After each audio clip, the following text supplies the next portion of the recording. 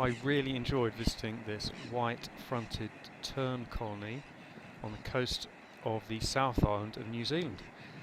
Everything you're going to see is white-fronted terns, except at one point you see a red-billed gull scavenging near the colony.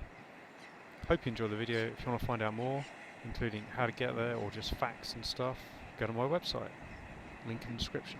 Otherwise, hope you enjoy the video.